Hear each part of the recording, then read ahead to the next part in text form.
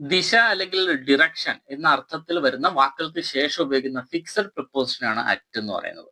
ദിശ അല്ലെങ്കിൽ ഡിറക്ഷൻ എന്ന അർത്ഥത്തിൽ വരുന്ന വാക്കിന് ശേഷം ഉപയോഗിക്കുന്ന ഒരു ഫിക്സഡ് പ്രിപ്പോസിഷൻ ആണ് അറ്റ്.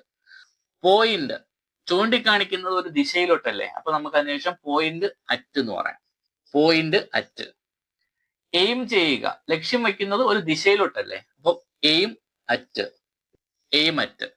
ത്രോ എറിയുന്നത് ഒരു ദിശയിലോട്ടല്ലേ, അപ്പൊ ത്രോ അറ്റ്. Throw at.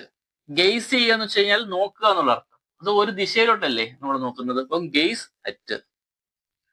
അതേപോലെ സ്റ്റെയർ തുറിച്ചു നോക്കുന്നതും ഒരു ദിശയിലോട്ടല്ലേ, സ്റ്റെയർ അറ്റ്.